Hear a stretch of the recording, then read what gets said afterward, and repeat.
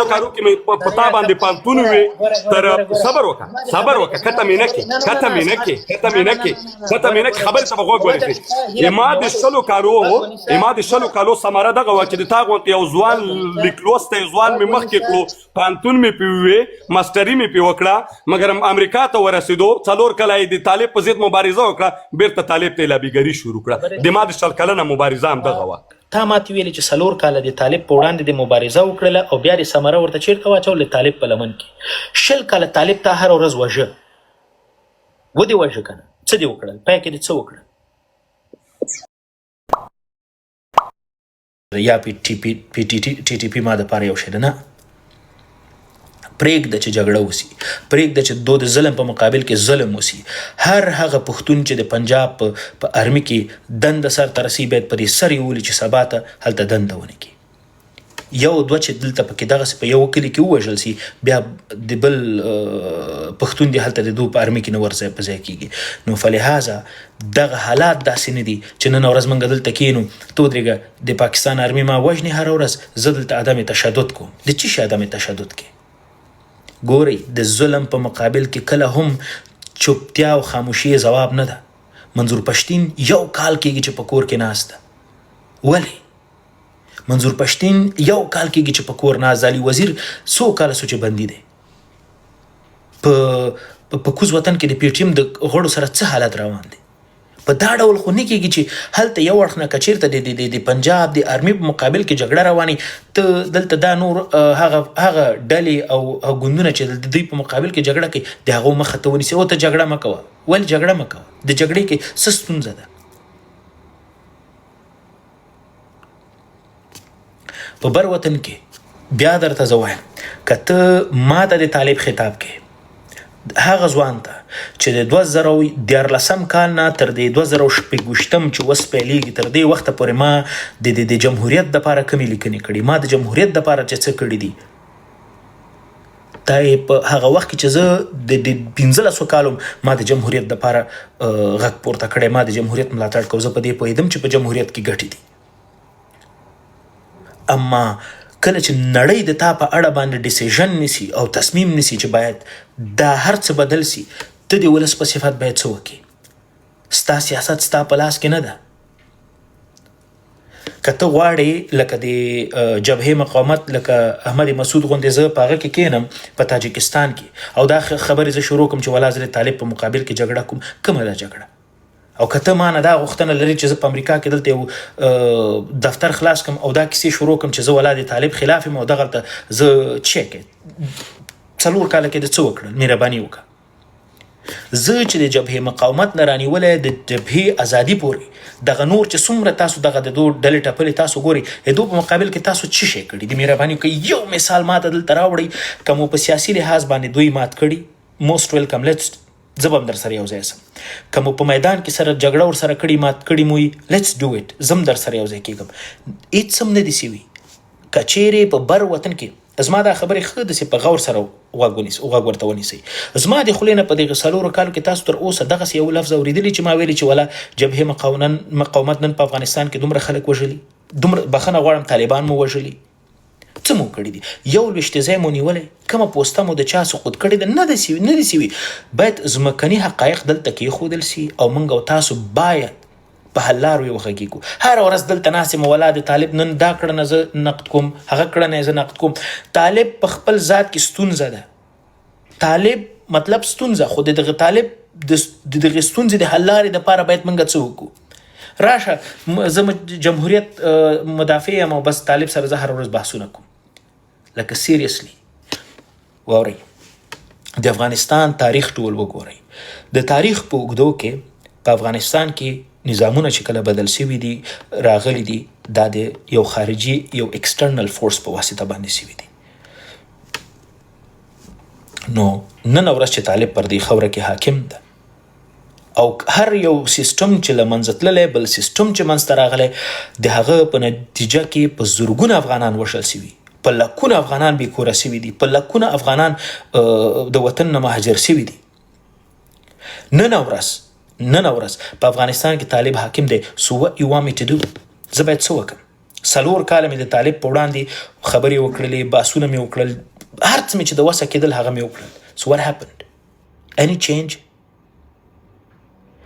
که چیرې تاسو یو داسې یو جبهه لرئ چې هغه کې په واقعي معنا باندې ټول افغانان او د ټولو قومونو سره راټول شوي دلته پکې سره ناست او د طالب په وړاندې یو واحد نظر درلودلی، زه به هغه هم جوین کړم.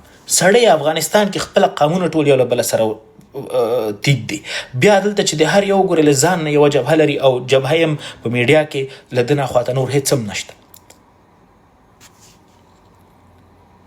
زه غواړم د دغې ستونزې په حل لارو در سره وغږېږم. څه باید وکړو؟ په امریکا کې کینو د ورځې کار وکړو، د شپې راشو لایوونه وکړو، د طالب په خلاف هر ورځ وغږېږو، داسې وکړو. څه وکړو؟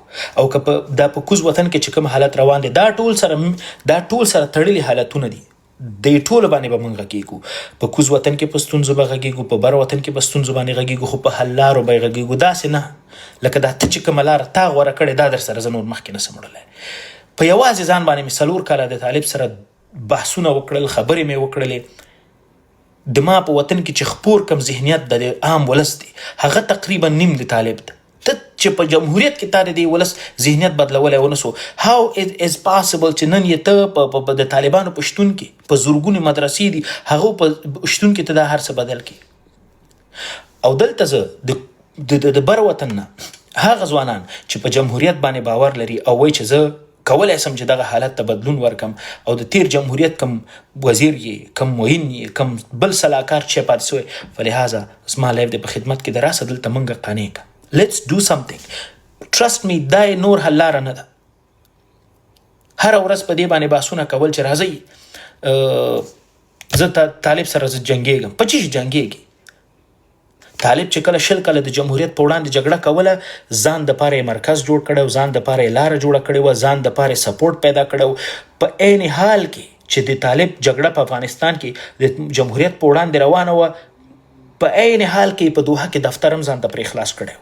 ګوره دا ټولې لارې به ته ګوري. نن د تا په افغانستان کې پټاقې چا نه دی الوزولی، د ځینې راغلی له ټیک ټاک نه ته طالب سره جګړه کوي، یعنې څه شی؟ زه دا قصه که دغسې دوام ولري په افغانستان کې شته خلک، زما خویندې د وطن، زما د وطن میندې به دغسې ځورېږي، مکتبونه به بندي، پوهنتونونه به بندي. دا یې حل لاره نسي اصلا نسي کېدلی چې په جګړې باندې ته باور ولري. که د نن په افغانستان کې د جګړې لارې سیسټم بدل که، په دې باندې باور وساته چې د تا په مقابل کې به 2-3 ډلې نور پیدا کېږي، تا به بیرته وهي. تاسو د افغانستان تاریخ نه دی لیدلی. سړی د احمدشاه بابا د وفات نه وروسته په افغانستان کې تاسو دا ټول تاریخ وګورئ، ورونو یو د بل د سیاست دپاره د یو د بل سترګې ایستلې. نو زه دلته چې راغلی یم په دې خاطر چې په افغانستان کې باید حالات بدل سي او د افغانستان د حالاتو بدلون، د افغانستان حالات که نن بدلیږي په نتیجه کې کوز وطن د پنجاب نه زه خلاصولی شم. کنه کوز وطن کې خلاصون نشته. کوز وطن کله هم د پنجاب ځان نشي خلاصولی. دا زما دا خبره در سره یاد وساته چې دغه نظریه چې زه په د پنجاب د ظلمونو په وړاندې زه راشم هر ورځ کینم، زه عدم تشدد کوم، زه مزاحمت کوم او آخر کې دا تا وژني. It's not gonna work. Trust me. It's نتیجه نه ورکوي. راسئ د دغه لایو له لارې درته وایم. او زه ما خو نن شروع کړله، نن نه مې شروع کړله. زه به د افغانستان ټول ویښ ځوانان انټلیکچوالز زه راولم، دلته به ورسره کینم، زه به ورته ځم، کور ته به ځم، دروازه به ورته کومه چې راشه زما په وطن کې ښوونځي باندې د دغه د ښوونځیو د خلاصون دپاره ما ته حل لاره وښیه چې کله زه په افغانستان کې هغه زما چې کوم لومړیتوبونو کوم لیست ده، هغه ښوونځي دي، پوهنتونونه دي، نور مسایل دي، دا مې چې حل کړل، له هغه نه وروسته بیا به زه د کوز وطن په مسایلو باندې زه د افغانستان نه زه مستقیما غږېږم. دا چې شی سو هر ورځ ناستې په ټیک ټاک لیټس دا نقد یعنی چې شی سړی زما په وطن باندې په افغانستان کې پنجابی یرغل کوي، زه د افغانستان په دفاع کې یوه خبره ځکه ونه کړم چې هلته طالب حاکم ده. څه وکړم؟ کینو دلته کینو سیل وکړو. ستاسو دغه چې کوم موږ ته نن د طالب ماته د طالب خطاب کوي، یعنی که د تاسو په ټاپو باندې زه طالب کېدلی نو زه به ډېر پخوا طالب وم، که د تاسو په خلونو باندې زه ملحد کېدلی نو زه به پخوا ملحد وم. ما دپاره دغه ټاپې دغه کیسې اصلا مهمه نه دي، اصلا مهمه نه دي. زه د وطن په حالات پخوا هم غږېدلی یم، نن هم غږېږم، 10 کاله نور به هم غږېږم. او که ضرورت یې سو والله بالله سمت الله اقسم بالله چې خپل ټول ژوند مې د دې لارې قرباني کړم، زه به وطن ته ځم. خدای دې وکړي طالب مې په سر وولي، که چېرته حالات داسې و چې زه مجبور داسې فکر کوم چې زما په یو تګ باندې په وطن کې حالات بدلېدلی سي، یو مکتب یو صنف خلاصېدلی سي، والله چې زه نن ټکټ وکړم لاړ شم وطن ته. موږ دلته باید په حل لارو غږېږو، هره ورځ دا کیسې نه سو کولی. نقد او یا دویم ګړي ته لاس ورکول، اوږه ورکول، راشه چې زو په افغانستان کې د طالبانو سره جګړه وکړم. غواړي چې زه کله چې ډاکټر صاحب نجیب په افغانستان کې حاکم و، پنجابیانو کومه لاره غوره کړله، مجاهدین یې په افغانستان کې دلته څنګه دننه کړل، ستا جوړ نظام یې څنګه له منځه یووړ. خو په آخر د ورځ کې څوک ووژل سو؟ افغانان ووژل سو، افغانستان تباه و برباد سو. بیا به څه کېږي؟ که ته په دې شي باندې باور لري چې په افغانستان کې په کلي شکل د طالب او د طالبیزم مفکوره له منځه به وولی سي، راشه دا زما لایف دی په خدمت کې ده، ما دلته قانع که زه در سره دلته یو ځای دغه لاره غوره کوم. راشه زه په دغه لایف کې غواړم دغه لومړی قومندان روغ لیونی راپورته کړم، ځکه چې دې مخکې یو خبره کمنټ کې کړې وه چې اخر تسلیم سو. د تسلیمۍ خبرې به وروسته کوو. دلته قومندان روغ لیونی په دې هیله چې روغ جوړ اوسې کې خپل کمره او سلامونه نیکي لی ځواک صاحب، خدای دې وکړي چې روغ او جوړ او صحتمند وي او شپې ورځې تر دې مهاله ښې تېرېږي. نو زه تونه یوه پوښتنه په دې لرم ځواک صاحب، تو هر وخت چې ته مخکې بلای پرتلې تو به دا خبره کوله چې مونږ د ډاکټر صاحب د پیکر لارویون یو او ډاکټر صاحب مونږ ته سرې کرښې دي. نو زه تونه یو ساده پوښتنه کوم، دا ډاکټر صاحب د 80,000 شهیدون او دا د خورې پت و عزت ننګ و وقار مکتب ارزښتونه مقدسات چې نن د طالب په خپو کې پروته دي، دا مستقیم پنجابی روغلی پنجابي دې حد ته رسولی یو که همدغه طالب؟ لومړی دا پوښتنه ده. دویمه پوښتنه، په جمهوریت کې په همدغه فرضي کرښه کې ځواک صاحب مونږ په سرحدو کې په سپین بولدک کې مونږ جګړه د پنجابي په مقابل کې کړې، د جمهوریت په وخت کې مونږ کړې او د پکتیا ډنډ پټون په وخت کې مونږ کړې. پر زوی د دې چې په هغه ټیم کې د طالب افغان نه و، مسلمان نه و، هویت یې نه لرل، څه حساب و؟ د همدغه پنجاب د همدغه فرضي کرښه کې به چې کله مونږ او دوی جګړه شروع شوله، مخکې له دې چې زه د ده سره په لوسو ګریوان شم، ده سره ښکېل شم، اول به طالب مو ته په لار کې کمینر کول. ولې هلته طالب نه دغه افغانیت د منځه تللی و، پښتو تر تللی وه، ننګ تر تللی و.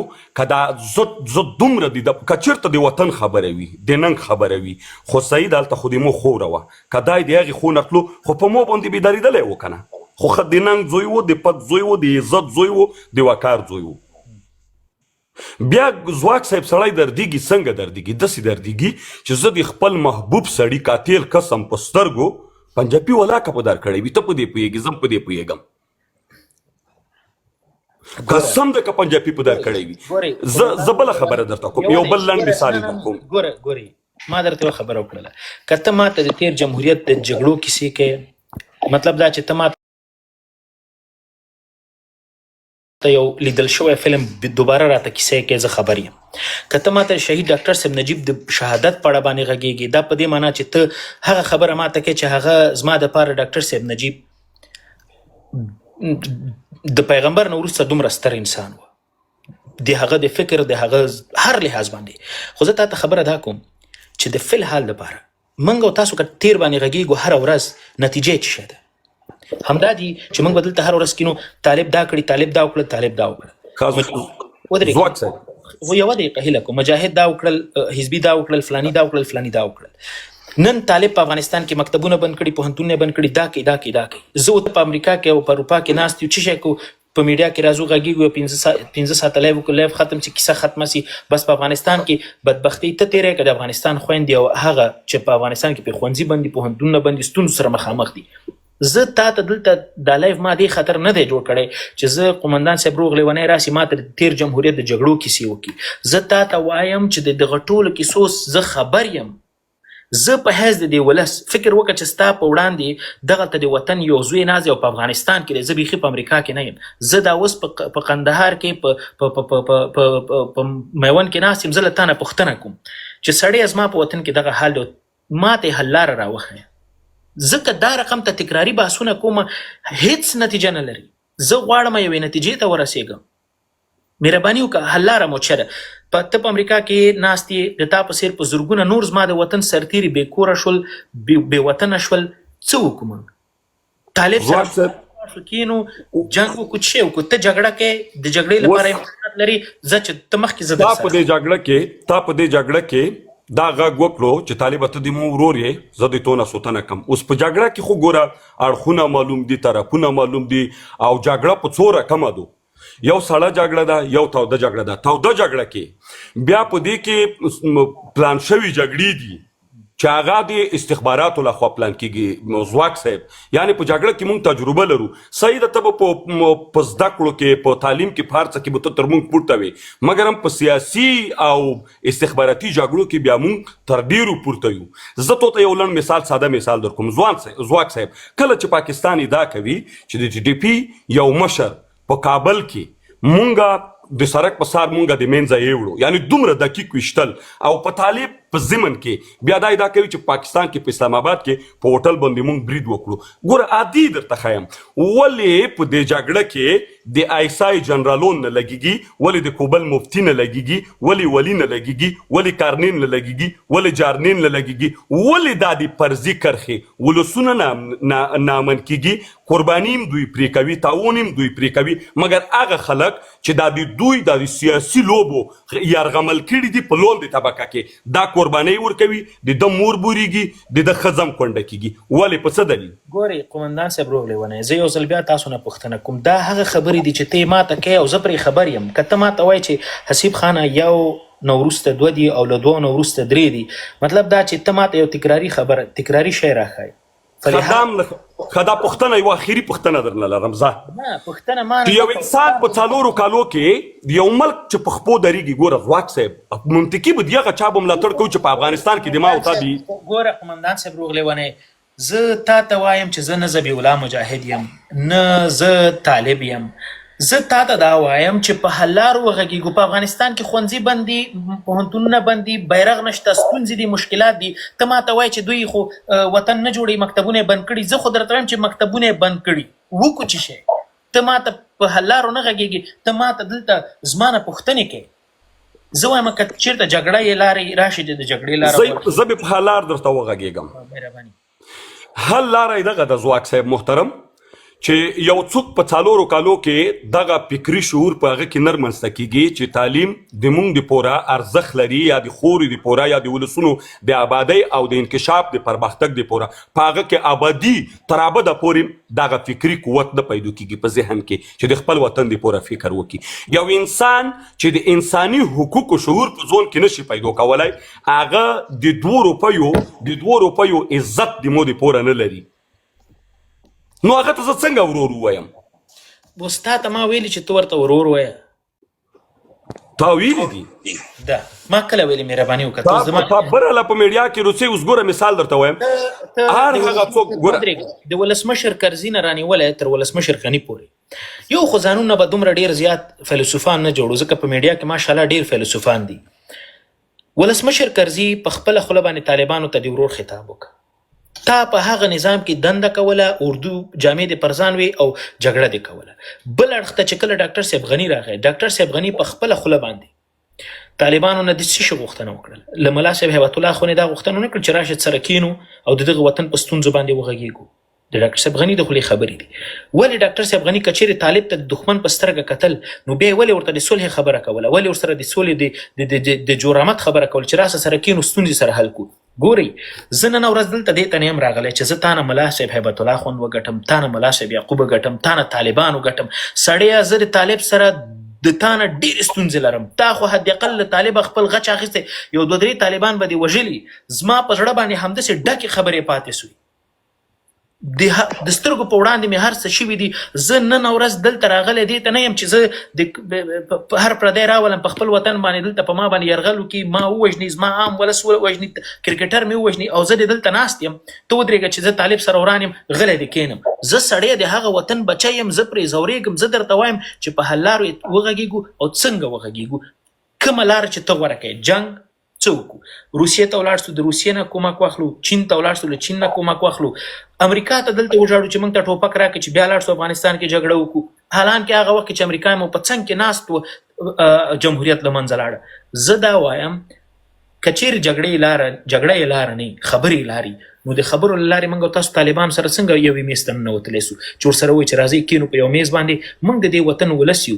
دغه امریکا اروپا نه چې څومره افغانان دي ټول په ګډه ورځو طالبان ته، یا خو په دې سر ووله چې دا کیسه سره معلومه سي، دردېږو ځورېږو. په دې وطن کې چې کوم حالات تېرېږي دا د نور د په واقعي معنا باندې دي حوصلې نه دي، نورې زیاتې ټالریټ کولی سړی نه سي. څه وکړو؟ ځواک صاحب، زما مطلب دغه دی چې یو داسې ملک چې تر اوسه پورې تو ته ولسمشر مخ نه ښیي، ته په کوم امید هغه سره خبرو ته کینې؟ څنګه کینې؟ څنګه یې خبرو میز ته راولي چې ته دغه ذهنیت ورکوې خلکو ته؟ ګوره ته ما نه دغه پوښتنه کوې چې تا ملا صاحب هیبت الله خو نه دی لیدلی، نو ته هغه سره څنګه کینې؟ زه تا ته دا وایم چې دا اوس د 40 میلیونه ولس د طالب تر حاکمیت لاندې دی، هغو د خپل د ځان پوښتنه نشي کولی. زه دلته په امریکا کې ناست یم، له دې نه د دې شي غوښتنه وکړم څه شی؟ زه درته وایم خو خبره ده چې دومره پوهېږې چې ته د دې غوښتنه نشي کوی، ولس هم نشي کوی، نو هیله کوم بیا د ورور خطاب مه ورکوه، مستقیم ورته ووایه چې دښمن مو یې، مکتب دې بند کړی، سړک دې ړنګ کړی، انتحار دې کړی، انفجار دې کړی. بالکل طالب زما دښمن دی، پرون مې ورته دښمن ویلي، تا نن هم سبا څه وکړو؟ کینو سیل وکړو. پیدا کېږي. ګوره خلک لګې دي، هیڅوک هم خالي لاس نه دي ناست، کوم خلک لګیا دي مثلا پیدا کېږي. شته دي داسې ځوانان شته ځواک صاحب، حوصله پکار ده. نه خو ته خو ما ته ووایه چې موږ پوه سو که نه، که چېرته کومه لاره تا ته ګوره ځواک صاحب او هوښیاران وایي که نه، وایي په کوم لښتي کې چې اوبه تللي وي په هغه لښتي کې بیا هم اوبه څي. ته همغه لښتې ښیه چې 20 کاله وړاندې 25 کاله وړاندې کله امریکا افغانستان ته راغلله، دغسې حل لارې باندې ته غږېږې. ګوره ځواک صاحب وایي کږه خوله په سوک سمیږي. یو سړی یوه خبره زه درته کوم ځواک صاحب، یوه خبره درته کوم، زه د دوې خبرې وکم، دوې خبرې دې زه وکم. دغه کږه خوله باندې چې دا سوک ته وارې، دا سوک خو د تا دونه زورور نه ده چې دا خوله پې ته سیده کړي، تا ته به دا سوک بل سوک وارې، دغه سوک تا ته چا در ښودلی، ما ته هم راوښیه چې زه همغه لاره غوره کړم. زه یوه خبره درته وکم، دا ده چې کوم سوک دې مو په مقابل کې استعمال کړو که نه، مګر نن د ولس او د افغانستان خلک یرغمل نیولي دي. زه به هم داسې والیار ځوان ته اختیار کم، د افغانستان د ازادۍ دپاره به ملا وتړم، مګر مکتب به هغه ازادي نه ده. د دویم ګړي ټوپک په خپل اوږه باندې کېښودل او په افغانستان کې بله جګړه کول دا ازادي نه ده. که ته دې دا ازادي به ته راوړې، له شک پرته به دا ازادي ته افغانستان ته راوړې، خو د یو ډېر لوی قیمت په نتیجه کې قیمت. مګر همدا درته ازادي برېښي اوس چې په افغانستان کې ده.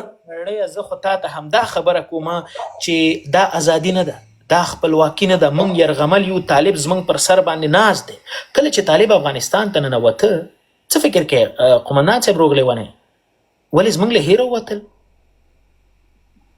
خی ځواک صاحب، کله چې ته دلته دوه خبرې کوې، یو شرید نیسه، یو لښتی نیسه، دوه لښتي مه خوره. ته دا چې د بل نه کومک هم نه غواړم، ولې څه مولا یې په دامو اخلاصوئ، ازادي په موږ ته راځي. او هوښیاران وایي چې سرونه د ځوانانو خوري نه شي، په خبرو چا وطن ګټلی نه دی. جنګ به هم کوي، بل ته به لاس هم نیسې، قوت به هم غواړي، هر څه به غواړي. د دغه د تا د دې خبرو نه د یو شي بوی راځي، او ترجمه د تا د خبرو همداره چې زه به د پردي ته وایم چې راشه زه په وطن کې مې خپل قدرت غواړم، ځکه طالب د ما دښمن دی او زه باید دغه جګړه وکړم. دغه جګړې دپاره تا ته څوک لاس درکوي؟ زه غواړم دغه باندې سر خلاص کړم. ځواک صاحب نن سبا ټول سیستمونه قراردادونه دي کیږي، کیدای شي یو داسې یو چا سره زه قرارداد وکړم. دا زه حقیقت درته وایم، ته د نړۍ ټول ملکونه وګوره، کوم ملک چې ازادي اخیستې، که چېرته دریم ملک پکې مستقیم رول نه وي، زه د تاریخ وګوره، په تاریخ کې دا څه ملکونه چې دي د سپر قدرت ایروان څخه تر لوندې پورې که دریم ملک د ده په ازادۍ کې رول نه لوبول زه ملامت یم په حیث یو ځوان یو نظامي. بالکل سمه ده. زه د قومندان صاحب روغ لیوني د خبرو نه په یوې نتیجې ورسېدم چې په افغانستان کې د طالب په وړاندې موږ او تاسو باید یو دویم ګړي ته لاس ورکړو او په افغانستان کې جګړه وکړو، افغانستان آزاد کړو. خو تا ته چې هغه هېواد لاس درکوي هغه تا ته په دې خاطر یې نه درکوي چې په افغانستان کې د افغانستان په میرمنو په خویندو باندې خوا بدي. هغه به تا ته دا د یو قیمت د یو ارزښت په بایللو په نتیجه کې به دا لاس درته درکوي، یا به ته ورته افغانستان په مکمله معنا باندې غلام کوې چې تا ټول سیاست، تا ټول خارجي سیاست د هغه په لاس کې او ته به د هغې غلام یې. لکه کله چې سوویت یونین و د هغه په شاوخوا کې دا نن چې دا کم هیوادونه ته ګوري دا ټول د روسیې تر لاس لاندې دي او چې څه هغه ورته وایي دوی کوي. نو دغسې ځواک صاحب دا د تا خبره خو صحیح شو، تا خو ماته دا خطاب وکړو، نو مګر هم په ضمن کې زه بیا داسې کومه فابریکه د ټوپکو مرمیو نه لرم په افغانستان کې چې زه له هغې شروع وکم او د طالب په مقابل کې استعمال کم. مګر هم زه ضرورت لرم په ژوند کې انسان نیمګړی وي، بېوسي ده. زه په بېوسۍ کې وایي اوبهوړی زه کم لاس اچوي. زه به له هرې هغې لارې کوشش کوم چې د دې خویندو لپاره مکتب خوشی کم. افغانستان کې ملي بیرغ په هر ورپوم، د ولسونو ته ولسواکي حاکمه کم، د بیان ازادي مو حاکمه شي، د تروریست نوم له خاورې ورک شي. دا ټول خو موږ ته نه روزي، یو لار خو به ورته پیدا کوي د حل لار. شل کاله چې کله په افغانستان کې جمهوریت و که نه، زه فکر نه کوم چې د افغانستان په تاریخ کې د دومره قوي وسله موږ سره وه، دومره ښه قوي نظام دی موږ سره وه، هر څه مو درلودل، هر څه مو را سره ول. ولې په دې باندې موږ او تاسو ونه توانېدلو چې جمهوریت په افغانستان کې قایم وساتو او هر څه د لاسه ورکړو؟ بیا ځواک صاحب دوه مخې خلک موجود ول، د یوه شریک د یوې لارې ملګري نه ول. که د یوه شریک د یوې لارې ملګري ولی دوه مخې نه وای نو بیا به نن دا حالات په ما باندې نه راتلو، نن به د ما د خویندو پر مخ مکتب نه بندېدو. ستا د دغې اوسني سرنوشت زما او ستا د دغې اوسنیو حالاتو مسؤل څوک دی؟ همدا طالب. طالب خو د دښمن ده. ته طالب باندې ولې دا قصه تر طالبه تړي؟ صحیح ده چې دښمن مې شو، خو چې دښمن مې شو مسؤلیت هم د په غوړه دی. ګوره دښمن خو تا وژني، دښمن تا ته لارې ګوري، تا ته چارې ګوري، تا سره به هر ډول هغه خپل تر وسې پورې غلطیانې کوي چې تر څو تا په ګونډو کې. طالب سره ما تا مخکې د جمهوریت خبره وکړه، ما راته زما ستا د سرنوشت مسؤلین څوک دي؟ د تا ویل چې په تېر جمهوریت کې څوک ول؟ دوه مخي ول. د تا په تېر جمهوریت کې دوه مخي کسان نومونه راته لږ واخله، څوک ول چې ته نن داسې مثلا؟ ځواک صاحب زه به تو ته د کومې ونه نوم وخلم؟ خیر ده، خو ته چې په 20 کلن جمهوریت کې تا ته د خپل خاینین نه دي معلوم دي، هر څه روته معلوم دي، الف نه روانې ستریا پورې ټول روته معلوم دي. د 5 هغه لوړ رتبو نومونه راته واخله. لاړ به درته ووایم، مجاهلین په همدغه جمهوریت په سختار کې داخل ول، د کینسل مرض و، همدا جمهوریت خدای پسیده کړو، خدای بدنامه کړو، همدغه مجاهلینو بدنامه کړو نه ول. ښه بل خو همدغه ګوره همدغه زه درته وایم د افغانستان وزیر دفاع څوک و د سقوط په ټیم کې؟ یو مجاهد نه و، ارکان حرب و. ستا په جمهوریت کې کله دوه مخي ول ځواک صاحب ما تا ته مخکې په سوال کې و چې دوه مخي ولې ول؟ د ما وزیر دفاع و، مګر هم د کله چې په د تاجکستان وړي همدغه طالب سره نږدې ملګری دی و، په ضد زیرې کې طالب دی واړول. یعنی مو درته ووي چې د مونږه مشکلات په دوه مخیتوب کې دی. که چېرته د افغانستان ولس په یو فکر وای، مبارز یې په یو فکر وای، وطن دوست یې په یو فکر وای، د تا غوندې ځوانان اوښتی راوښتی نه، نن به په مونږ دا حالات نه راتلل. اوس تم ګوره تا ځواک صاحب په تا زه دا انتقاد مستقیم کوم، تا د 4 کالو مبارزه، د 4 کالو سمره چې مونږ د تا تر شا په حیث د یو ځوان زه د غره غوندې ولاړ وم، د تا په سر ما بلا خلک خفه کړي، ولې چې د تا د فکر زه ملاتړ. مګر هم تا هغه څه وکړل چې طالب لامنې ته دی هغه د 4 کالو سماره ور واچوله او په ډېر سپین سترګۍ دې لابیګري وکړه، په دې به سترګې نه پټوې. نور زه درنه کته کېږم، خدای په امان دې چارې او ښه وخت. ودرېږه یوه دقیقه دلته خبرې کوې بیا نور تښتې یعنې څه شي؟ نه حقیقت درته وایم، لمر په 2 ګوتو نه پټېږي. ځواک صاحب خبرې دې وکړې، لږ غوږ ونیسه. ما په 4 کاله سمره واخیسته، طالب په لمن کې مې واچوه. تا 4 کاله د نجونو په مکتب په ازادي په طالبو په چڼې راته لګې، پرون د ورور خطاب ورته وکړو. ته کولی سې چې غوږ ونیسې؟ چېرته واچوله؟ مهرباني وکړه وغږېږه. غټ د اردو جامې د پرځان دي تا د 20 کالو ثمره چیرته وغورځوله؟ مهرباني وکړه سره کم اوس د رونغلو مخکې ما د 4 کالو مبارزه د طالب په لمنه کې واچوله، تا د 20 کالو مبارزه ثمره چیرته واچوله؟ مهرباني ما د 20 کالو مبارزه همدا ته چې تا په 20 کلنه دوره کې تعلیم او تربیه دی وکړه، پانتون دی وکړه، تر امریکا ته رسیدلې، ما د 20 کالو ثمره ته چې په 20 کالو کې مې په تا باندې پانتون وي تر صبر وکړه کته مې نه کې خبرې ته غوږ ورسې. ما د 20 کالو ثمره دغه و چې د تا غونډې یو ځوان لیکلوسته ځوان مې مخکې کړو، پانتون مې پې ووې، ماسټري مې پې وکړه، مګر امریکا ته ورسېدو 4 کاله یې د طالب په ضد مبارزه وکړه، بیرته طالب ته لابیګري شروع کړه. د ما د 20 کلنه مبارزه هم دغه وه. ستا د خبرو نه زه یو شي باندې پوهېږم چې تا اصلا کې سوال اخلي نه، او تا چې په ذهن کې کومې خبرې جوړې کړي بس هغه وایي. نه زه حقایق درته وایم، لمر په 2 ګوتو نه پټېږي. غوږ ونیسه، زما د پوښتنې ځواب راکړه. تا ماته ویلې چې 4 کاله د طالب په وړاندې د مبارزه وکړله او بیا د ثمره ورته چیرته واچول؟ طالب په لمن کې. 20 کاله طالب تا هر ورځ وژه، ودې وژه که نه؟ څه دې وکړل؟ پای کې دې څه وکړل؟ راکړه ځواب. سره کم خبره دې پوه نه شوم، اوس دې باندې خبره باندې نه پوهېږي ته مهرباني اوس دې باندې شو. ګوره خبر باندې زه پوهېږم، ځواک صاحب خبر باندې زه پوهېږم.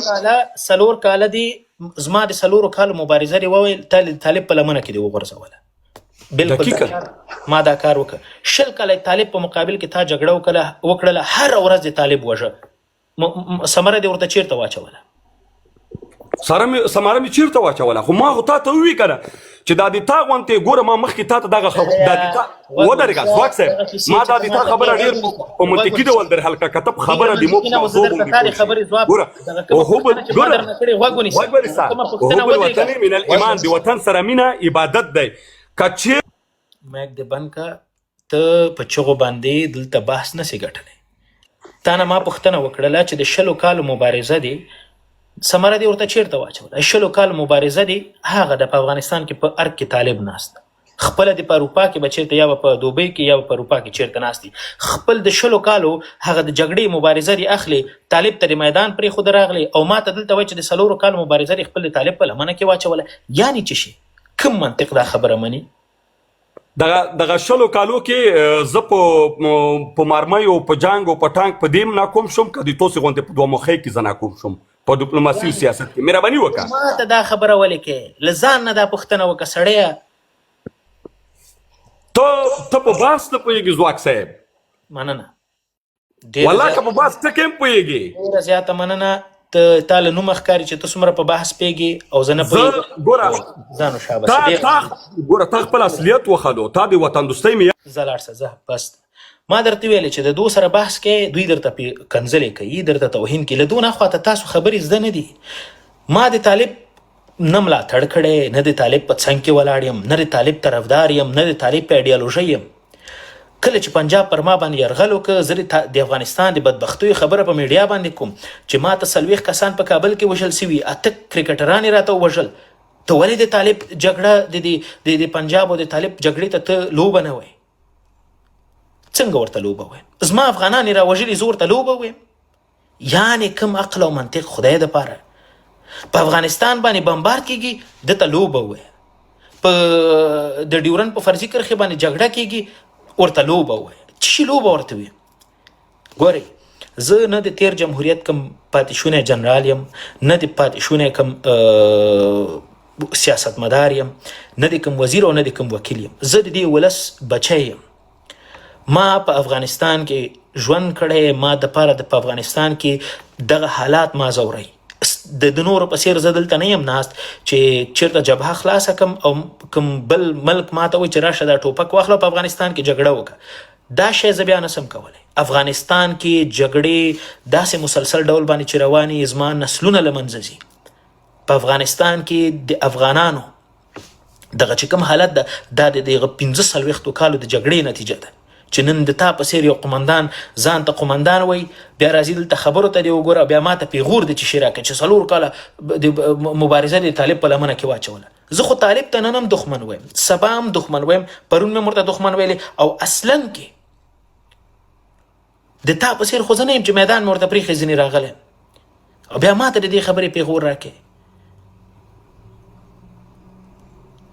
ولسمشر غني را ونیسئ، ولسمشر غني راولئ، ورته وایي راشه ولسمشره زما د خبرو ځواب راکړه. زه نه ولسمشر وم، نه زه هلته کوم وزیر وم، نه دفاع وزیر دی وم. زه په افغانستان کې یو عادي وګړی یم.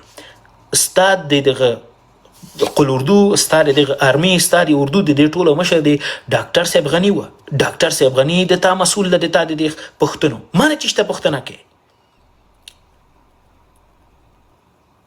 سړیه لږ منطقي وغږېږئ.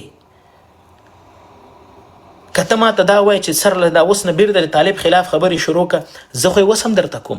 طالب ښوونځي بند کړي، پوهنتونونه بند کړي، بیرغ نشته، کار اهل کار ته نه سپارل کېږي، ټول هر څه د طالب او د ملا په لاس کې دي. له ده نه اخواته خو زه درته نور د طالب په مقابل کې څه شی درته ویم. که ته غواړې همدا خبرې هره ورځ درته وکړم، د دې نه پرته چې دا خبرې درته زه تکرار وکړم، دلته بیا په دغې ایپډ کې ځان ته ریکارډ کړم، تا ته بیا دلته لایف کې کېږدم، اوره هره ورځ خلاص. پردی خپلې خاورې ته دننه کول، بیا جګړه کول، زه بیا وطن آزادوم. پردی څنګه ته وطن ته دننه کېده، ته ازادي وایې.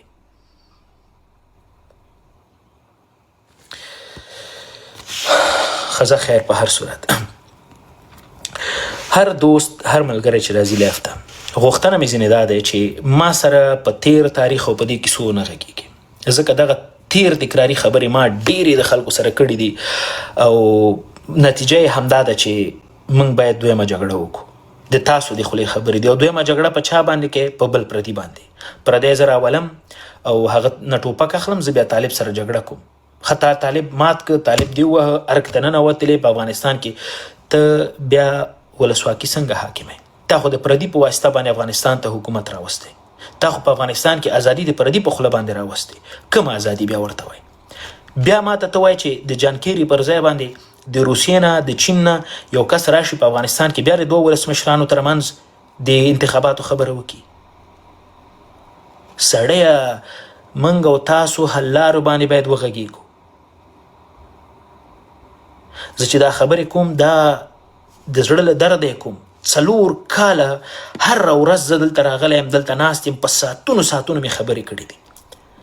خوله مې وچه سوه، ستونه مې درد کوي، په دې ولس مې نو زیاتې خوا بدېږي. هلته په افغانستان کې ښوونځي بندي، ته ما ته راغلی دلته د طالب په اصلیت غږېږي. ولې طالب زه نه پېژنم؟ طالب که تا سره په سنګر کې تا باندې ډس کړی، زما یې د کورنۍ غړی راوژلی. خو دغه ټولو ته غواړو حل لاره پیدا کړو. لیټس ډو اټ. دغه یې ورځ ده، نن یې ورځ ده.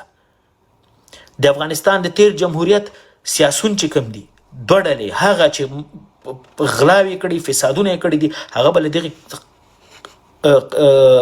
دغې لارې نه موږ لرې کوو. په څنګ کې به هغه خلک درو چې په واقعي معنا باندې د افغانستان ته، د ولس ته دوی ژمن ول، په جمهوریت کې ژمن ول، نن وژمن دي چې تر څو پورې موږ او تاسو په یوې حل لارې باندې وغږېږو. هره ورځ راشه بس غږېږه، تکراري خبرې به کوو. زه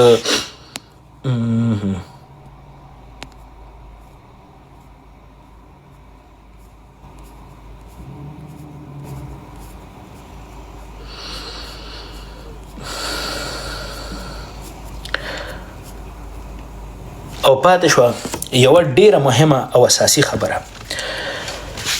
په دغه میډیا باندې باید موږ او تاسو منافقان وپېژنو. که ته د جمهوریت په نامه د ځان لړل، جمهوریت په رنګ د ځان لړلی او راغلی طالب طلبیګري کوي، دا هم در سره زه نه منم. او که د طالب په رنګ کې د ځان رنګ کړی او راغلی جمهوریت ته کار کوي، دا هم در سره زه نه منم. که ته په کوز وطن کې د پی ټي ایم په نامه د ځان، د پی ټي ایم په رنګ کې د ځان رنګ کړی او راغلی دلته، ته د افغانستان ضد غږېږي، پنجاب کومې دسیسې چې درته په لاس درکوي هغه ته کار کوي، دا در سره زه نشم منلی. دلته به راځې سم سوتره لکه د یو پاک افغان په څېر په دې مسایلو به را سره غږېږي. کوم ارزښتونه چې زما دپاره مهم دي، هغو کې به را سره دلته ته په څنګ ودرېږي. دا رقم ته نه کېږي چې په هره ورځ په ډیر غیر مستقیم باندې ته د افغانستان په وهلو د افغانستان په تباهي باندې دلته تاختی او ولس د چکچکې ولا چې ته ډیر ښه هوښیار یې ځکه ته د جمهوریت ملاتړ کوې په کوز وطن کې اوسنی پاکستان کې کوم جمهوریت د کوز وطن نه د اوس یو پښتون راپورته سي ماته دا ثابته کړي چې په کوز وطن کې دا اوس هلته جمهوریت ده کومه ولسواکي کوم جمهوریت کوم ازادي څه شی وجود لري مهرباني وکړه دلته راسه ما ته ثابته کړه 78 کاله د احزاب په سیاسي احزاب باندې ویشلي دي پښتانه او دې ته خوشحالي نیمې ملولي خان ته منډې وهي نیمې محمود خان ته منډې وهي نیمې بل ته منډې وهي نیمې بل ته منډې وهي او خپله چې شی ولا بس د پارلمان له لارې موږ تاسو جی د خپل مشکلات حلو پارلمان دیم ټول غلامه تم غلام پرایم منسټر دیم غلام ټول غلام مهرباني وکړه حالاتو ته دی وګوره د پښتنو حالاتو ته وګوره په لرو پرتو سیمو کې چې کم پښتانه دي په هغو ته وګوره 78 کاله کې چې دی تا حالت نه بدلیږي ته فکر نه کوې چې ته باید یو بل څه باندې سوچ وکړې یو بله لاره غوره کړې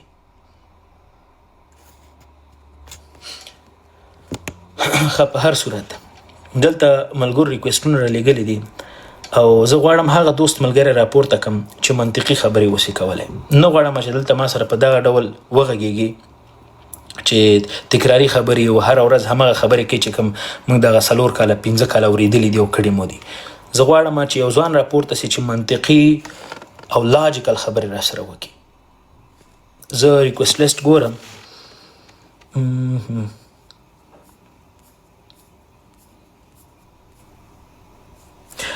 زه دلته امین احمدزی په نامه یو ملګری ده دا به راپورته کم زاید ورو تاسو به هم راپورته کم د نه وروسته بیا به نور ملګري چې دي دوی به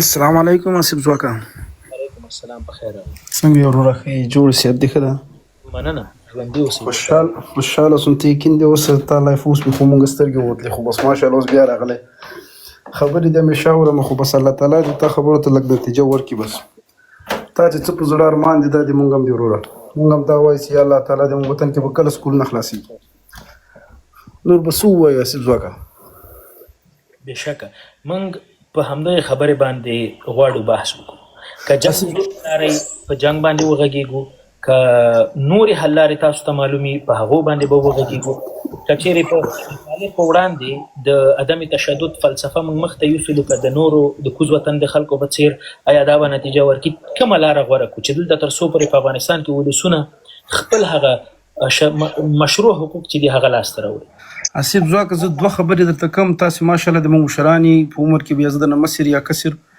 خو زه 2 خبرې درته کوم چې د کوزې پښتونخوا لکه د حمزه صاحب دا خو دا هیچا نه پېژنده دا تا په دې میډیا کې مشهور کړو دی په خپل وطن کې خپله پښتونخوا کې عدم تشدد خبرې کوي او د ما وطن کې د بس دی صرف جنګ خوښوي داسې خو دا خو د حل لار نه که دا د حل لاره وایي دا 45 کاله موږ افغانستان تباه او برباد شو ټانګونه تیاري حتی داسې ځواکونه مو له لاسه ورکړه چې ته یقین دې اوسه چې نن سبا به د پاکستان سره ولا کوي داسې ځواک هم له لاسه ورکړه چې نه وجې جنګ له لاسه جنګ د حل لاره نه ده الله تعالی دې وطن ته نور جنګ نه راولي ته چې په کوم منطق په کوم خبرو دلایلو ته غږېږي د تا خبرې نتیجه راوړي د جنګ لاره خو که اوس دا تروسه دي روغ لیونی د ښځولو دی وایي جنګ د حل لاره ده ته دا فکر کوې ته به طالب صحیح د طالبان به مړ کړي طالب به یو مړ کړي مغه زوی ده مغه ورور د طالب جرړه نه ختمېږي نه به څوک ختم کړي دا خو د ذهنه د افغانان وباسي طالب هم دغه افغانی ده په دې جمهوریت کې قسم ده داسې کورنۍ مې آصف ځواکه لیدلي یا وروري مشي وروري ولا چې طالب کسي ورور ولا چې ملي اردو عسکر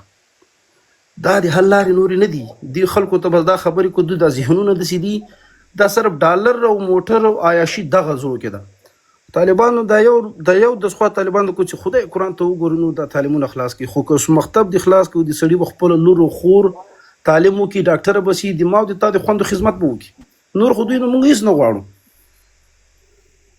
دا هم درغوښتنه ده چې ما خور تعلیم وکړي د تا خور تعلیم وکړي او د غریب زنانه سره کومک وکړي تعلیم تر غواړو نور ملي بیرغونه دي ملي ارزښتونه دي دغه هم تر غواړو خو دا خو خبرو حل کېږي په جنګ دا خو ولا کال کې خو نن به طالب سره جنګ به سره وکړي 4 کاله 5 کاله وطن به په لوټي کې دا کوم بلډینګونه کوم چې افغانستان پرمختګ تر روان ده هر څه به منځ لاړ شي بیا تا دا بیرته څوک جوړوي تی جوړولی شي ته خو نه شي جوړولی دا ته چیز جوړوي ښاغلی امین احمدزی همدا خبره که چیرې د ولسمشر غني د جنگ لاره غوره کړې وای نو زه درته په اطمینان سره ویلی شم چې په افغانستان کې به دغه چې کوم د 20 کالو څومره کار شوی و څومره ودانۍ جوړې شوې وې هر څه دا ټول به له منځه تللي وه ډاکټر صاحب غني دغه لاره غوره وګڼله چې په افغانستان کې جګړه ونشي نو اوس فلهذا چې جګړه نشته په افغانستان کې طالب حاکم دی د دغه حاکمیت په وړاندې د افغانستان د ولسونو نه زه دلته پوښتنه کوم چې دلته راشي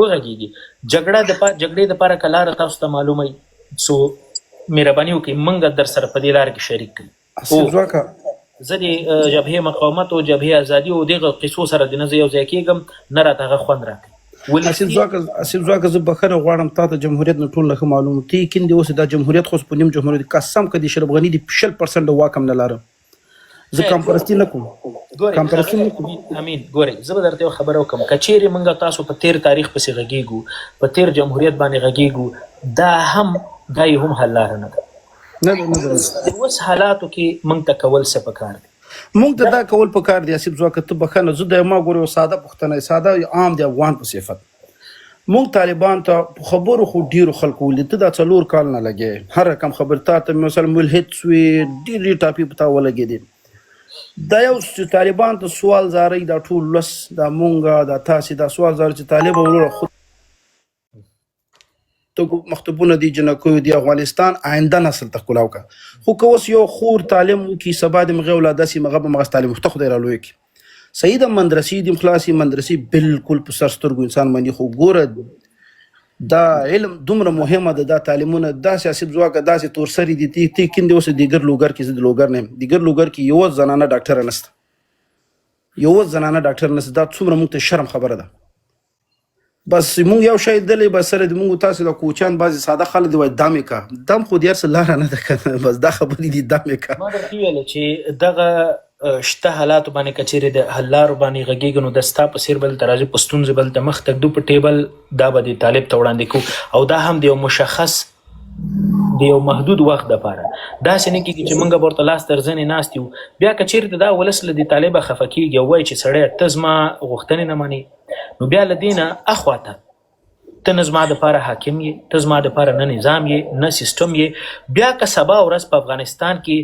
هره ډله راپورته کېږي د تا په مقابل کې جګړه کوي دا دلې هیره ونوځي که بیرون نه څوک راځي ستا په مقابل کې جګړه کوي او که په داخل کې مسؤل یې ته یې ځکه د افغانستان ولسونه د تاسو نه خفه دي د یو حکومت رامنځته کېدل د یو دولت رامنځته کېدل دغه ټول د ولسونو د سکون د راحت د دوی د ژوند د ښه کېدو دپاره رامنځته کېږي حکومتونه دولتونه دې دپاره نه چې ولسونه په عذاب کړي د ولسونو نه حقوق واخلي د دپاره نه که چیرې ترافیکي زه درته ښه مثال درکړم دا په نړۍ کې چې کوم ترافیکي قوانین ګورئ دا ولې رامنځته کړي الان کې چې په یو سره کرښه باندې په سره لایټ باندې په ساعتونو سړی ودرېږي اسیب ځواکه زه بخښنه غواړم خبره کې دې ولېږم بخښنه ډېره بخښنه غواړم دا جګړه سړی دی جګړه اسیب ځواکه قسم لا اله الا الله محمد رسول الله که دې حل لارې ابل وله کږه خوله په سوک سمیږي د افغانانو خولې والله که په سوک سمه کې نن به په سوک سمه کې 100 کاله بعد دې په خدای که پرېږدي جګړه د حل لاره نه ده جګړه د الله تعالی د وطن ته نور نه راولي هر کار به صحیح رواني بس صرف څو غوښتنې د طالب نه مشخص ما خو خصوصا اوله شخصي غوښتنه طالبان نه ده چې یا طالبانو د خدای ته وګور به دا مکتبونه خلاص کوي یو غټه جرګه راوغواړي د ولس خبرې واوري دوی وایي چې موږ د ولس خبرې اورو قسم که د ولس خبرې طالب اوري خپل سر میډیا ته راسي وایي موږ د ولس خبرې اورو نه اوري طالب وروره د موږ نظام پهلل په افغانستان کې 40 میلیونو خلکو باندې حکومت کوي 100 کاله خدای دې تا 200 کاله نور وکړه خو د ولس خبرې واوره بالکل سمه ده مننه احمدزی صاحب ډېره زیاته مننه زه به جلال جبار خیل تاسو ته او نور ټولو ملګرو ته ښه راغلاست یم که چیرې دوستان ملګري لایف ته راپورته کېږي خپلې کمرې ولګوي زه به خوشحاله سم او بل لاره دا لایف به هم په ریکارډ باندې پاتې کېږي د هر چا خبرې باید پاتې سي ما خو برق خراب ده د اتاق زه به کوشش کوم باندې به کښېنم زه باندې کېنم تا لپاره به زه د کمره آن کم ودرې کمره دې ولګوه.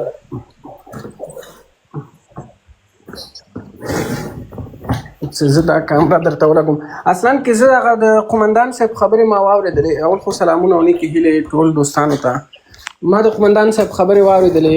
زه خدای شته لږ خفن شوم او مایوسه غوندې په دې شوم چې زموږ خلک چې د تاریخ ته رجوع نه کوي په بعضې مواردو کې. اوس صحیح شو؟ او غږ دې صحیح دی، مهرباني. ها بخښنه غواړم، زه د خوب په حالت کې وم، خو ویده کېدلم زیات. خبرې د خوب په حالت کې ونه کړي، مهرباني.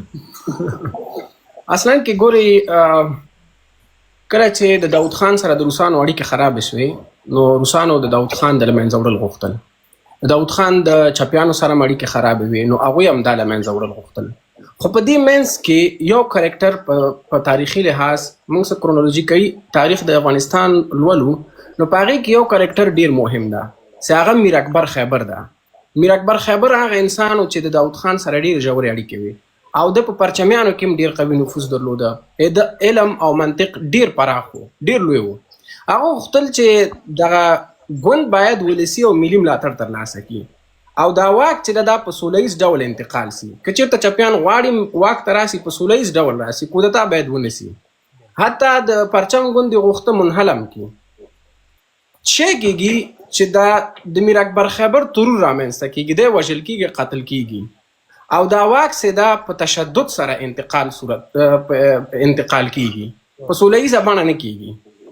نو انجام یې موږ ولیدل چې شو هر رئیس جمهور چې د هغې نه وروسته راته قتل کېده به په رایه نه راته، په ټاکنو نه راته، بنیاد غلط کېښودل سو. هر هغه انسان چې په افغانستان کې د جګړې پر ځای سوله ییز بدلون غواړي یا د واک سوله ییز انتقال غواړي هغه د منځه وړل کېږي. موږ ته دا راښودل شوي دي چې ته باید حتما جګړه وکړې تر څو واک ترلاسه کړې. دا پیل و. بیا چې تاسو وګورئ د چپیانو دوره چې مکمل ختمیږي د هغوی پر ضد باندې چې مجاهدین راځي هم د ټوپک په زور واک ترلاسه کوي. خو هغه ټوپک مجاهدین خپل دغه ټوپک د دوی خپل نه وي، یو چا ورته په اوږه ورکړی او موږ ټول په دې پوهېږو. دا زیاتې تکراري خبرې دي او زه اوسه پورې نه پوهېږم چې د موږ خلک ولې په دغه خبرو سر نه خلاصوي. د موږ افغانان ایران ته لاړل او پاکستان ته لاړل. په ایران کې ورته عذاب جوړ کړل، ټوپک یې په اوږه ورکړه چې لاړ شه په افغانستان کې واک ترلاسه کړه. په پاکستان کې هم ټوپک په اوږه ورکړه، ورته ویل چې لاړ شه په افغانستان کې واک ترلاسه کړه. نظام یې د منځه ویوړه، ټول واک د دوی سره سو. په نتیجه کې څه رامنځته شو؟ د دوی خپلو کې جګړې رامنځته شوې. بیا طالبان هم داسې نه و چې ټاکنې دې کړي، د خلکو نه یې رایه دې اخیستي، هغوی ته هم ټوپک چا په اوږه ورکړه چې لاړ شئ، دوی فساد شروع کړه، تاسو حکومت ترلاسه کوئ. هغوی حکومت ترلاسه کړه. بیا طالبان هم چې بیا انتقالي دوره راځي په وچ زور د منځه وړل کېږي. د امریکا په زور طالبان د منځه وړل کېږي. بیا همدا امریکایان موجود ول، حکومت موجود و، طالب بیا لاړ پاکستان ته، بیا یې ټوپک په اوږه کې خود بیا د نظام پر ضد جنګېدل. اوس بیا طالبان راغلي. ما زه د دې خلکو نه یو پوښتنه کوم، که چېرته جګړه د حل لار وی، جګړه امان الله خان ولې جګړه ونه کړه؟ ولې ولسمشر اشرف غني ولې جګړې ته ترجیح ورنه کړه؟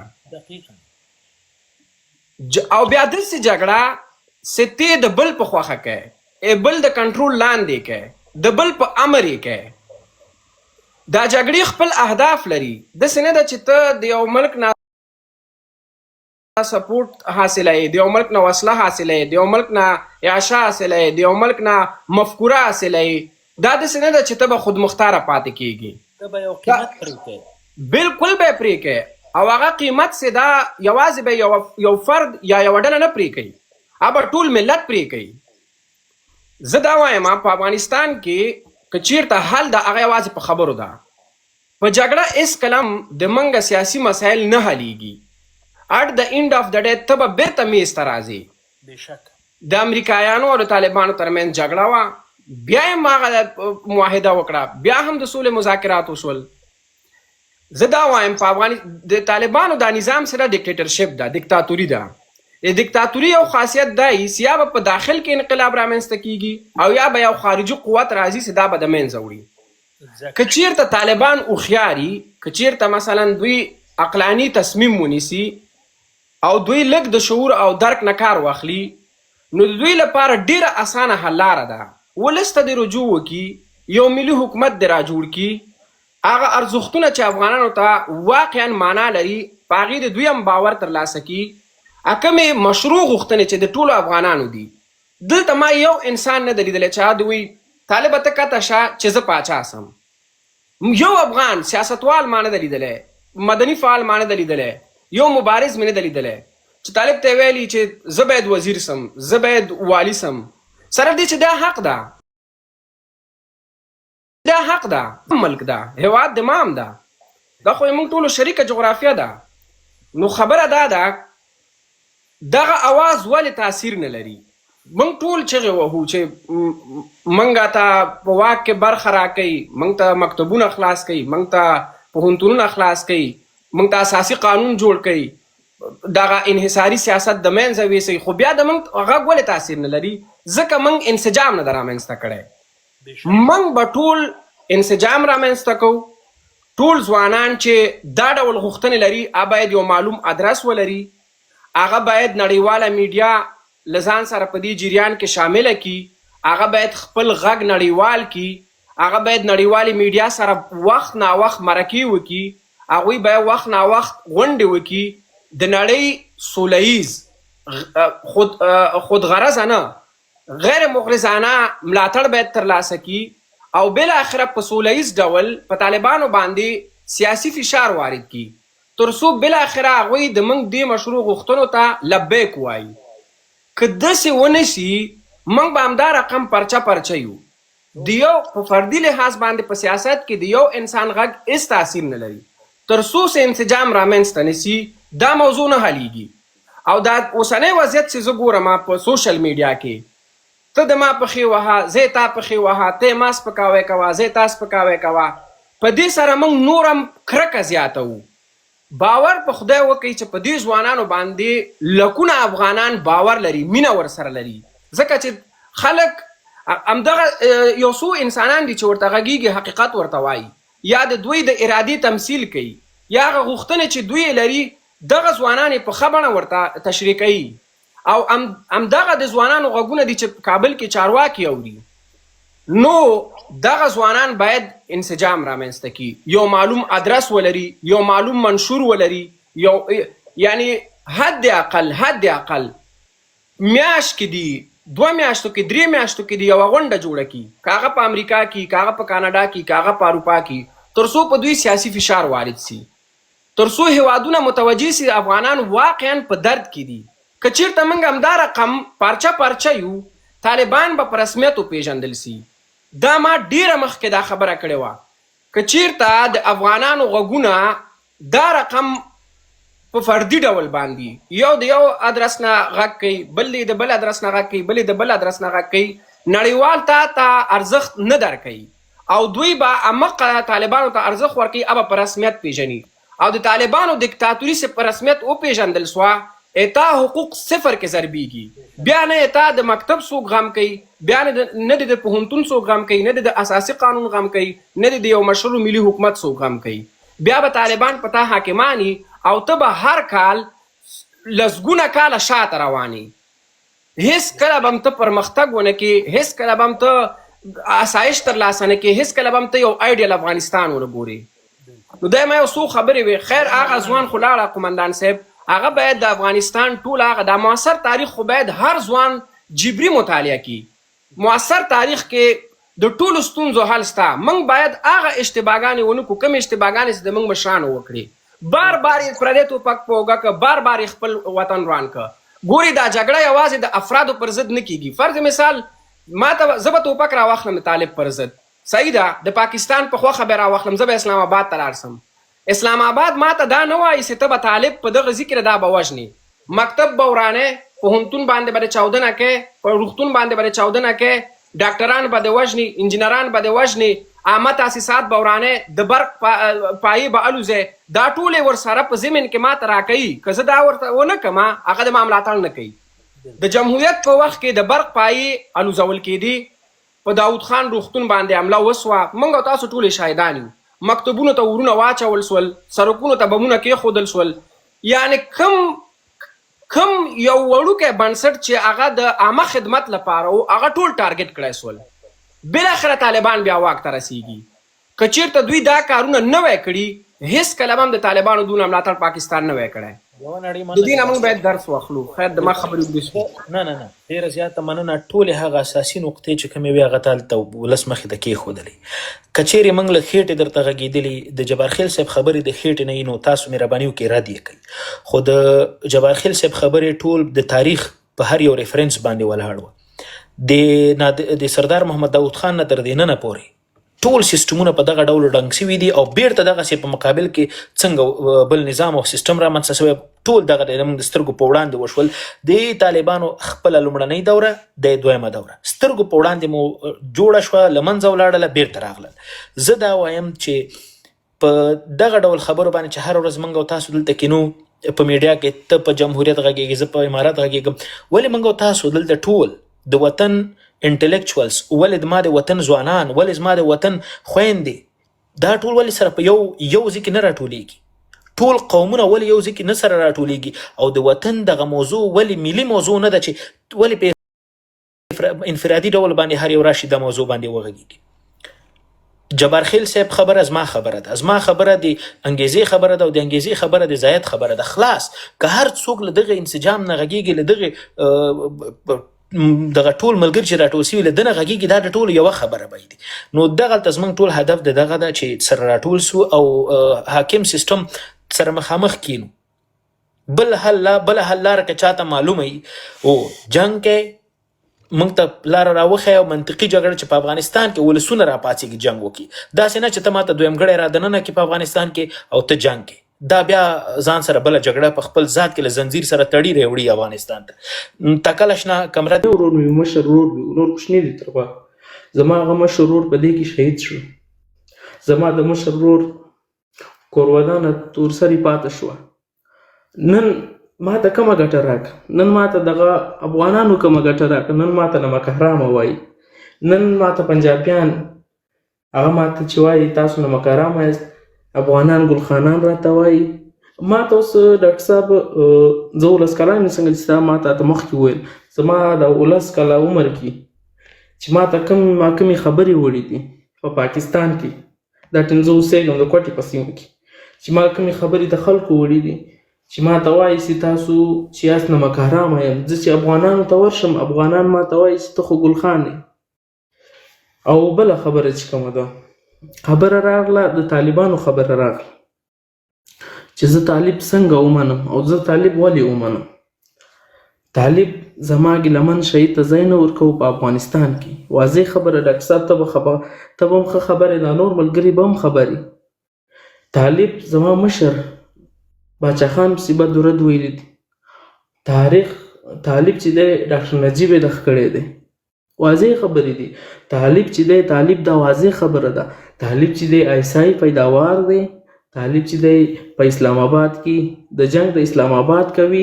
که طالب وي که ریاست وي دواړه د اسلام آباد دغه دي نو زما چې کوم خپل واضح سوال له تا نه ډاکټر صاحب زما دا واضح سوال دی چې مونږ کوچ پښتونخوا والا چې پنجاب مونږ ته نمک حرامه وایي او افغان چې کوم زمونږ افغانان رونه دي نه هغه مونږ ته ګلخانان وایي نو ډاکټر صاحب آیا دا زما د ورور قرباني دا زما د ورور شهادت دغسې مونږ پرېږدو خو زه حیران پاتې یم چې زه څه وکړم زه افغانستان ته ورشم زما ته خو ګلخان ویل کېږي واضح خبره ده او چې نن زه ورشم دغه افغانستان والا ما ته پاکستانی وایي او ما ته ګلخان وایي چې زه پنجاب ته ورشم چې زه په کوټې کې ژوند کوم صفا خبره ده ما ته وایي چې ته نمک حرامه یې ما به ته لیدلی ستا بیرغونه غوست د افغانستان بیرغونه به دې لګولي وو ډاکټر صاحب هایي مونږ دا شي ته پاته سوچ یو چې الله مونږ کوم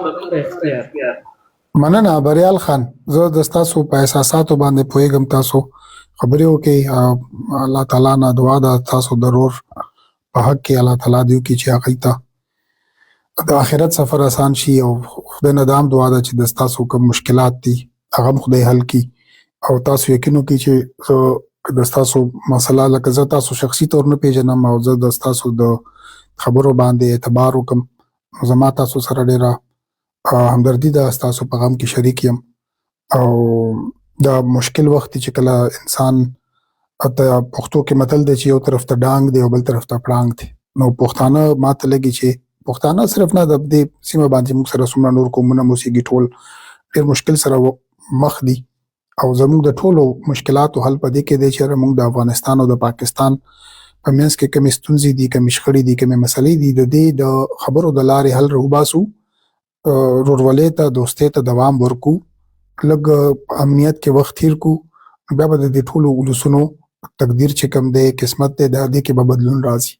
خو که څو پورې دلته کې دا شخړې دا مسلې همدغسې موجود دي نو کرکې به جوړېږي او هر یو قوم به نور پولرایز کیږي. مطلب دا دی چې په خپل دریځ کې نور هم سختېږي. دا د نمک حرام والا کهاني ډېره اوږده ده، تاریخ کې د ببلیکل ټایمز نه ده، لکه دا د اسلام نه مخکې هم په هغه کې په هغه وخت مذهبي کتابونو کې د دې ذکر راغلی دی چې یاره تاسو د چا رزق وخورئ نو د هغه سړي سره وفا کول چې کوم دي د هغه خیال ساتل څه نه څه د هغه به دغه کوي که نه.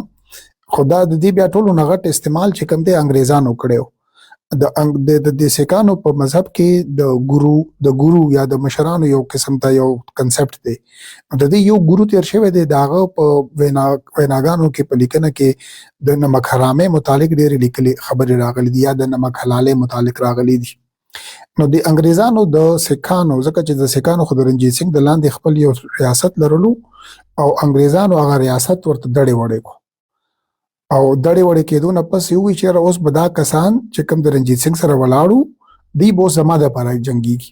نو هغوی انګریزانو یو ډېره غټه منصوبه په دې باندې کار کړی او د سیکانو د مذهب نه هغه ټولې خبرې به راوستې او دوی ته به یې تبلیغات کول. تاسو یقین وکړئ چې سیکانو په اکثریت باندې د انګریزانو عسکر جوړ شوي دي او ډېر زیاتې جګړې ورته کړي دي. اوس هم په انګلینډ کې هم تاسو ګورئ نو سیکان چې کوم دي سره ولاړ دي او استعمال یې د څه نه ورته کړی دی، د هغوی د مذهبي د لیکنو نه کوم چې د نمک حلالۍ او نمک حرامۍ سره تړلي دي. نو دا خو د تاریخ وړه غوندې واقعه وه. او بریال خان زه د ستاسو مشکل کې خدای نه دعا کوو او که تاسو ته لګي چې زموږ په دغه باندې زه شخصي طور تاسو سره ملاتړ کولی شم، مرسته کولی شم، نو تاسو ما ته میسج وکړئ، زه به کوشش وکړم چې خپل څه کردار ادا کړم. باقي د ستاسو ستونزه چې کومه ده د ډېرو کسانو د الله دې وکړي چې زموږ په دې سیمه باندې امن راشي چې دا ټول ولس د دې ستونزو نه راوځي. مننه کوم بریال خان چې تاسو راوختئ.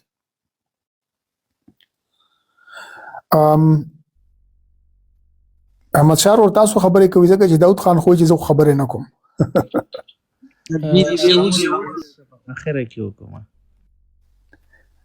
احمد شاه ورور تاسو په خیالي درته وایم ما ته لګي چې تاسو لږ موږ سره دغه شریکي چې تاسو هغه د تیسیس والا پروګرس څه ورسېدو بیا خو موږ ته موقع نه میلاویږي. هغه ورځ ما وویل چې تاسو به راوخېږئ، بیا پته نشته چې تاسو لاړئ او که ما نه هېر شوئ. خو نن موږ ته لږ خپله کارګزاري بیان کړي چې خبره کومه حده پورې ورسېده چې کوم ملګري ناست دي د دې به معلوماتو کې اضافه وشي.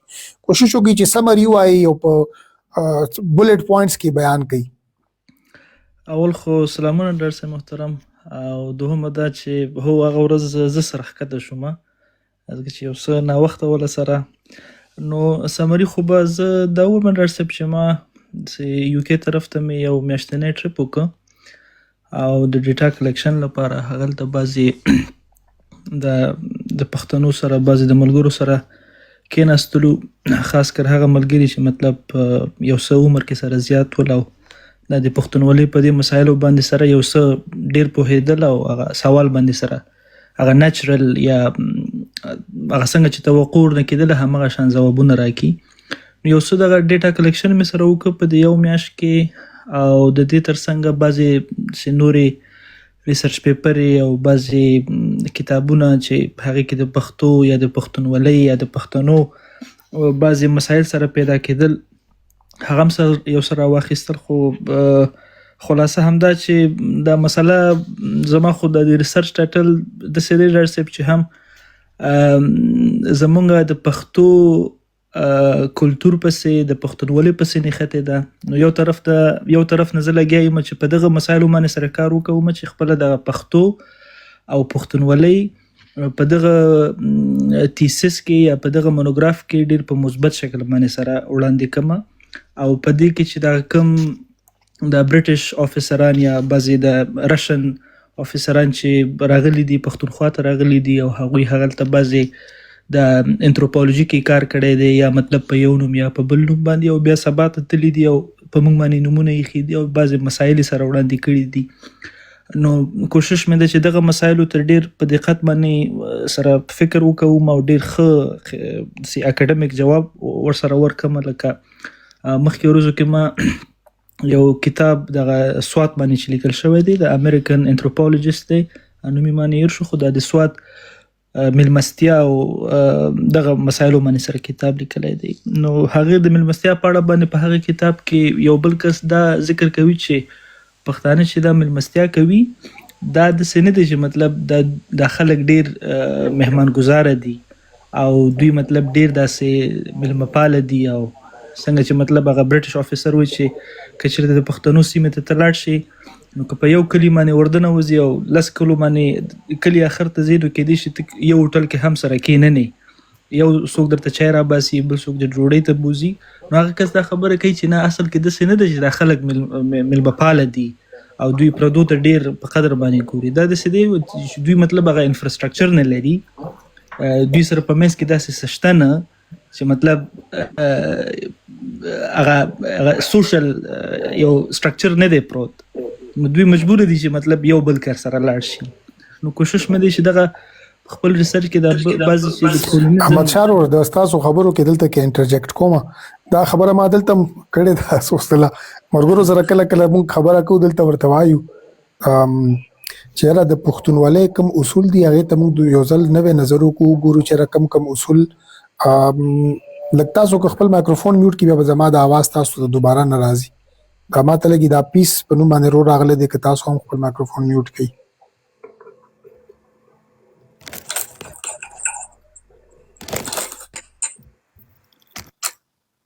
ښه دا ما پښتنو متعلق دا خبره کوم زه پښتونولۍ متعلق چې ګوري پښتانه تاریخي طور چې کوم دی هغه لرې لرې اوسېده به یو بل نه د یو کورنۍ خلک به یو ځای کې اوسېده نور به لرې لرې اوسېده. نو د میلمنو د تګ راتګ پخوا دومره اسان نو ترانسپورټ او د سفر او ډېر مشکلات به وو. نو میلمه راتګ به اصل کې یو ریئر ایونټ و هغه یو داسې کار کوم چې کله کله کېږي هر وخت به نه کېدو. نو چې ستا کلي ته یو نوی کس راشي او دومره وخت پس راشي نو بیا د ستا د هغه متعلق د هغه سره د خاطر مدارت کول په عزت سره ملاوېدل هغه ته خوراک وغیره دا تیارول ځکه چې هغه ډېر کال کې لکه د اختر مثال دی یو ځل دو ځل یو کس راشي که نه او کله نه چې بیا دا تاسو خپله ووایي زموږ انفراسټرکچر سوشل انفراسټرکچر مطلب دا دی چې زموږ طرف ته د هوټلو د رسټورنټونو داسې تنظام نو کورونو کې به زنانه او دا سیستم دا تنظام وغیره کولو نو د حجرې مثال دا و چې هغې کې به تا ته فری لاجنګ هم ملاوېدو فری بورډنګ به ملاوېدو تا ته به خوراک هم ملاوېدو او تا ته به د اوده کېدو ځای هم ملاوېدو. اوس خو ځکه چې دا کومه انساني ترقي وشوه د پښتنو سیمې ازادې شوې دې ته تګ راتګ اسان شو هره ورځ خلک تللی راتلی شي او په غټ تعداد کې تللی راتلی شي. نو اوس خو لکه د پښتنو چې کوم اقتصادي حیثیت دی هغه د پښتونولۍ د دې اصول سره برابر نه دی. اندازه ولګوئ چې ستا باندې ته ستا کلي ته ستا درې ته چېرته ته اوسېږي هغې ته یو کال کې یو مېلمه راغو نو ته به خامخا د هغه مېلمستوب کوې که نه. خو که اندازه ولګوي چې د سوات او د کالام او د مري خلک چې کوم دي دا ټول پښتانه کو او د دې سیمو ته د ټول سیمې خلک ځي روزانه چکر ورلګوي که نه نو دا خلک به په مېلمستیا باندې بس ختم بشي. ای خو لکه بیا خامخا مجبوره دي چې د دې نه بیا د روزګار یا د ګټې یو طریقې کار جوړ کړي. نو ماته لګي د پښتونولۍ کې تاریخي طور دا شی پاتې شوی دی چې موږ د میلمه عزت کوو تاریخي طور کوو میلمستیا کوو او بیا د میلمه حفاظت هم کوو ځکه چې پخوا د حفاظت بل څه طریقه کار خو نه و که نه پولیس چوکۍ نه وه پولیس نو انتظامی طریقې کار نو چې کم کس براغو کاغه مجرم او که ملزم او که مظلوم او که ظالم نو تا ته به ځان در حواله کو تا ته بدرنه وته د نواته به تاو کو تا به بدرګه کول تا به دغه د حفاظت ذمہ داری غشتا ځکه چې په ټولنه کې هغه ادارې موجود نه وي چې کوم ریاست سره موږ تړو کنه د حفاظت او د بدرګي او د پروټیکشن او د عدالت او د انصاف د ادارې نه وي او هر یو پښتون ته د ادارې شخصي تور حواله وي نو هر یو پښتون به ذاتی حیثیت کې دا ټولې ذمہ داری پوره کولې په دې بنیاد باندې د پښتونوالۍ په دغه کې کورټس کې دا شیزونه موجود نو او بخیر صاحب همداسې دی نو زه کوشش مې هم همدا دی چې دغه بعضې زموږ د پښتو بعضې مسایل چې دوی ډېر داسې په کمه سترګه ورته کتلي دي زه غواړم چې هغه یو قسمه ډیکولونایز کمه او بل دا دی چې دا کم کس دا کتاب لیکلی دی دا خپله سوات ته ځي او دا 12 کاله هغلته دوی ریسرچ کوي بیا په سوات کې دا کم کور کې چې دا کس اوسیږي زموږ د سوات پښتون دغه کس راپاسیږي او دته خپله یو بنګله جوړوي دا مطلب د خپل پلار نه خفه شوی بل کلي ته تللی او بیا خپل پلار ورته وایي چې مطلب راشه تا ته به زه اوس ځمکه مکه درکړم او خپل یو کور پې آباد کوه بس خپل کار روزګار کوه نور ما سره کار مه لره نو دا کس دا سواتی راپاسیږي د خارجي ته یا د اجنبي ته وایي چې یاره راشه ته زما په کور کې ما سره اوسېږه او دا مطلب بیا راځي د خپل فامیل سره د خپل یو لورکۍ سره راځي او دا 12 کاله هغلته تېروي نو دا خپله یعنی په خپل ځان باندې یو قسمه سوال دی که چېرته مطلب په دغه کتاب کې دا خبره دوی تایید کوي وروسته ما ټول ونه ویلې که چېرته وروسته سره دغه خبره تایید کوي چې نه دا د مېلمستیا هغه اصل دا نه ده او بله دا دی چې زما هم همدغه فکر دی چې زموږ دغه سوشل انفراسترکچر نه او بل ستاسو د خبرو کې یو شی راځي چې مطلب د اوسني بعضې مسایلو چې موږ وکتل یو شی چې دی زیاتره دغه خارجیان یا د بیروني خلک چې زموږ په پښتو پښتونولۍ باندې سره کار کړی دی دوی د دوه شیانو په منځ کې فرق نشي کولی یو دا دی چې مطلب یو د پولیټیک موضوع ده نه پوهېږم چې پولیټیک ته اوس پښتو کې کم لغات استفاده کوم او یو د پولایټ موضوع ده نو د دې په ساده پښتو کې مثال داسې ده